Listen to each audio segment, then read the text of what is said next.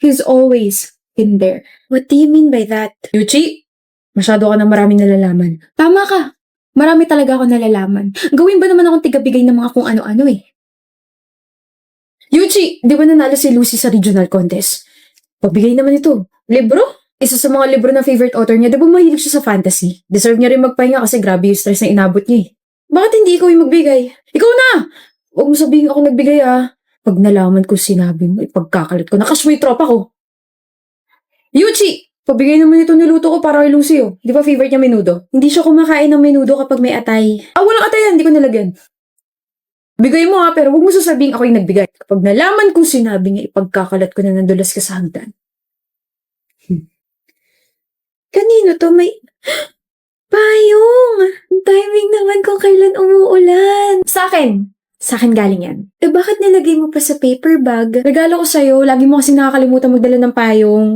Oh. Grabe talaga to si Yuji. Sa ibang school na nga pumapasok pero consistent pa rin. May kausap ka? Oo, yun nasa tabi mo. May sakit si Lucy?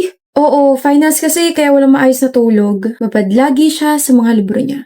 Anyway, in-update lang kita kasi updater mo ka, diba? Nasa dorm kayo? Oo. Sige. Hello? He. Binabaan ako. Oh, nandito ka talaga? Diyan na sa paper bag lahat ng mga kailangan niya. Gamot para sa ubo, sipon, tsaka lagnat. May thermometer na rin dyan para ma-check mo yung temperature niya. Tapos meron dyan maliit na thermostat bottle. May nakalagay na lugaw dyan na niluto ko. Tapos meron dyan towel. Basahin mo na maligam-gam. Tapos ikaw na lang kaya magbigay. Sabihin mo na kasi sa kanya. Ayoko. Basta Yuchi, wag kong sabihin sa kanya na you just traveled 2 hours to give her these things. Oo na, gets ko na. Basta Eugene oo na, ilalakad kita doon sa blockmate ko. Pero, thank you. Istodbo ka sa date namin ng boyfriend ko, alam mo ba yun? O Yuchi, kung hindi dahil sa akin, hindi mo magiging boyfriend yung dati kong blockmate ha. Oo na, nga pala, Lucy rented a new dorm para makapag-revision ng maayos sa ALE. Hindi ko magte-take? Hindi, but I can visit her. Ano na naman yung ibibigay mo? Care package para sa kanya. Wow. May mga pencils na dyan na pinatusahan ko ha. May mini fan, may chocolate, candies, notepad, highlighters, ballpen, tsaka notebook. Eh ako na yung kaibigan mo na palaging tinutulungan ka. Nasaan yung akin? May nagkikare na sa'yo, okay na yun. Alam mo, sana maging kayo na ni Lucy. Paano pag nagka-boyfriend siya? Eh di, titigil na ako. Tapos wala kang babanggitin sa kanya, wala kang sasabihin sa kanya? Oh, I'm happy naman na natutulungan ko siya. Okay na, Karan. At yun ang kwento kung ano yung nangyari sa loob ng 10 taon. Exit na ako. Bye. Daldal talaga nun. Sorry Lucy, kasi hindi ko sinabi sa'yo kasi di ba sabi ko dati na ayoko ma-distract ka. Aware ako. Huh? All this time, Eugene, aware ako na nandyan ka. Huh? I was upset when I noticed na bigla kang lumayo after your confession kasi I was expecting na you'll keep talking to me when I rejected you. Pero may na-realize ako nung college ako. Yuchi kept giving me these things, these cute and memorable gifts, and then narinig ko yung pangalan mo from her. Pero nagbingi-bingihan ako kasi feeling ko ayaw mo talagang sabihin sa akin na ikaw yung nagbibigay nun. Grabe talaga to si Yuji. Sa ibang school na nga pumapasok pero consistent pa rin. May kausap ka? Oo, yun nasa tabi mo. Galing kay Eugene. Lugaw, gamot.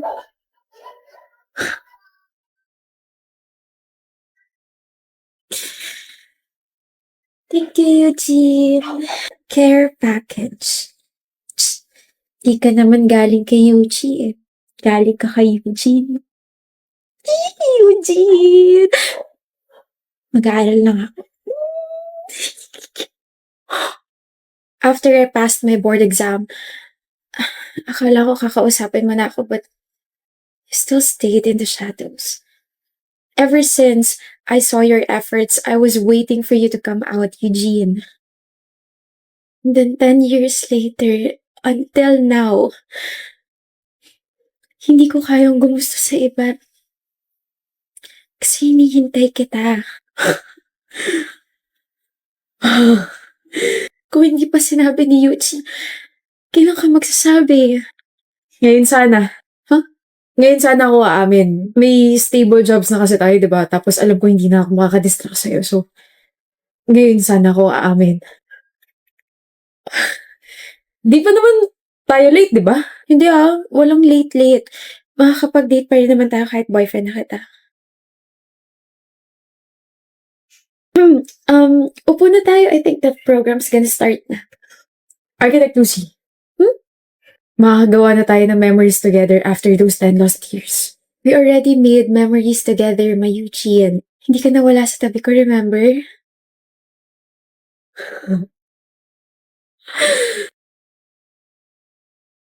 Ang primo, kapartner mo ako sa subject ni Miss Candice. Ikaw si Meg, di ba? Hindi. Sabi nila, ikaw daw to nabunot ko. Pinagtitripan yata ako ng mga taong to eh. Patingin ako. Huwag na. Bakit ka ganyan makatingin? Huh?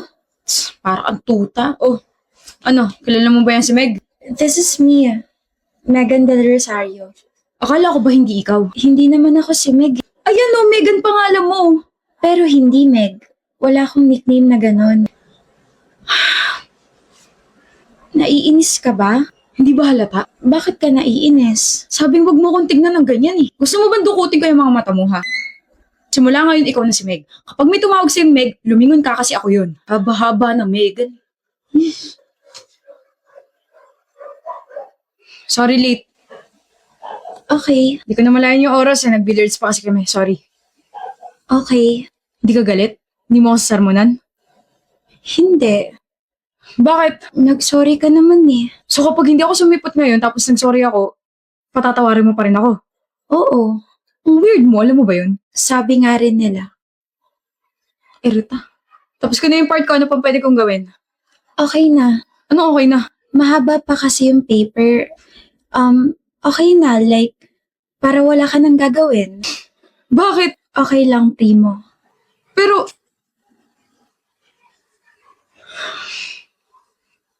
Hindi mo naman kailangan pumunta rito. tutulong ako. Mamaya hindi mo pa ako isama kapag pinasa mo yan eh. Isasama kita. I promise. Cross my heart kahit ayoko pang mamatay. Sandali. Kahit wala akong itulong, kahit wala akong gawin, kahit hindi ako sumipot, isasama mo pa rin ako? May grade pa rin ako? Oo. Bakit? Kasi magkaibigan tayo. Baliw ka ba? Hindi ba tayo magkaibigan? Hindi tayo magkaibigan, Meg. Hindi porket kagrupo mo or kapartner mo sa assignment, sa project, kaibigan mo na. Sa ginagawa mo, parang pinapakita mo sa ibang tao na pwedeng-pwede ka nila i-take advantage. Tigilan mo nga yan. Tinitake advantage mo ba ako, primo? Hindi. Di ayos lang na gawin ko to. Umayos ka nga. Maayos ako.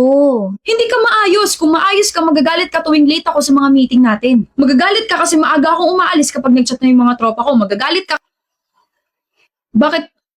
Bakit nakakunot yung noo mo? Sinusubukan kong magalit sa'yo. Galit ka na yan? Oo. Masyado ka mabait. Ayoko sa taong masyado mabait. Ayoko sa'yo. CR na nga muna ako. Madalas siguro siya natatake advantage ng mga kagrupo niya, kaya ganun siya. Di ako sanay, buwisit. Tapos ang cute pa niya nung gumano siya. Ano ba yung ginagawa mo? Ha? Umayos ka nga, primo. Mali yan. Ayaw mo sa kanya. Sorry, late ako ng 10 minutes. Okay lang. Alam mo, Meg, matuto kang magalit kapag hindi umaayon sa gusto mo yung mga nangyayari. Nagpalit talaga ako para makita ko kung natuto ka ba sa sinabi ko, pero Okay nga lang, primo. bakit? Kasi kahit hindi mo ako friend kita. Hala, may sugat ka. Ito? Lit-lit lang. Napaka-OA mo, alam mo ba yun? Akin na. Alam mo, yung mga ganitong sugat, mas masakit to tsaka mas madaling malagyan ng infection. Sa susunod, agapan mo agad para hindi ka na masaktan, okay? Ayan, may band-aid na. Hoy, primo. OA mo. Maaga ako ngayon. Thank you, primo. Hindi mo rin naman ako pinapagalitan eh. Hindi ako na lang magbabago. Pre, bilyar tayo ah. Pas, may project akong ginagawa. Di ko naman ganyan ah. Nagbago ka na. May chicks ka na, no? Hindi siya chicks, may pangalan siya, okay? Hindi, meron nga. Chismoso mo. Ba na yan, pre? Nakakatakot na nakakapanibago.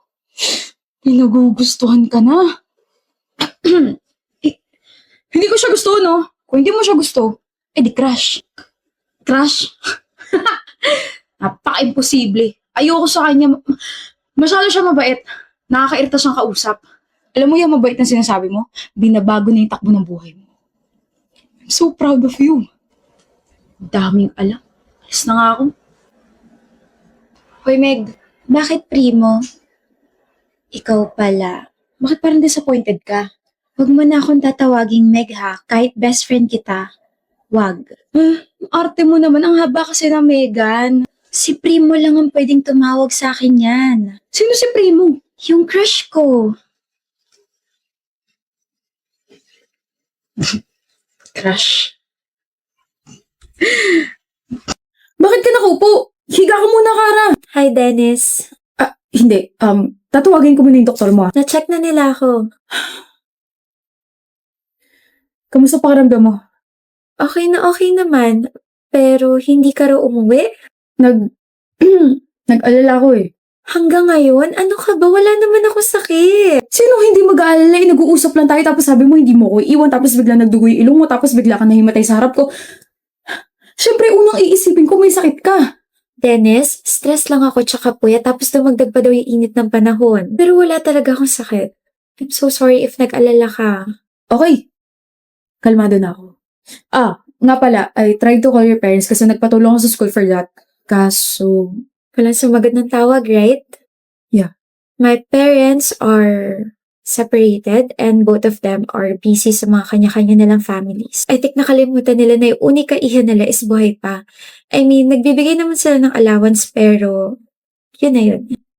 Kaya naman I have so much love to give. Gusto mo ba? pwede ba? Pwede na ba? Kung nasa stress ka, ask for my help. If hindi ka makatulog sa gabi, call me. If you wanna talk to someone, nandito ko. And I'm so sorry for being harsh. I'm glad you're now opening yourself to me. Thank you, Dennis. Hindi. Thank you, Kara, for breaking my walls. Hello, Kara? Sabi mo kapag stress ako, hingi lang ako ng tulong sa'yo, di ba? Nasa ka? Ang bilis mo naman. Hinahawakan ko lang yung kamay mo kasi stress ka. Baka kasi lobat ka pa rin eh. Di ba sabi mo na lobat first sight ka sa akin? Ano problema? Sabay-sabay lang yung projects, yung assignments, and sa family. Gusto mo pag-usapan? Hindi na okay na to. Charge na ako gamit yung kamay mo. Gusto mo kumain? Bulaga! May luga. Simula na naging komportable ka sa akin, lumalabas na yung tunay mong ugali. Hindi ba pwedeng gusto na kita kaya ganito ako sa'yo? Ako na yata yung nabulaga. Halika na nga, tignan kita sa bahay niyo. And we're here. Thank you sa paghatid, Dennis. May nakakalimutan ka yata, Kara. Kiss sa pisngi. Ingot yung bag mo. Good night. Good night. Kara, Dennis, congrats sa atin. Graduate na tayo. congrats rin. For you. Thank you. Akala mo ako lang meron? Siyempre meron ka rin. Ako rin meron. First time ko makatanggap ng ganito. Baka first kiss ako na rin, ha? Okay, pumapayag na ako makuha mo yung first kiss ko ngayon. O hindi pa tayo, ah. Ako dapat yung nagsasabi niyan kasi inopen mo yung topic ng first kiss eh. Hindi pa tayo, Kara. Hindi pa nga kita sinasagot eh. Visit ka. Nakausap ko na yung parents ko. Really? Yes, ginawa ko yung sinadjust mo sa akin. Inopen ko yung feelings ko sa kanila na bakit hindi sila nagpunta ng graduation ko, bakit hindi nila sinagot yung tawag nung na-hospital ako, bakit ganito, bakit ganyan. And? They were sorry. They actually thought na I was doing fine kasi nga lagi ako may allowance, diba? But they never thought daw na makakaramdam ako ng loneliness. I was mad. I was hurt.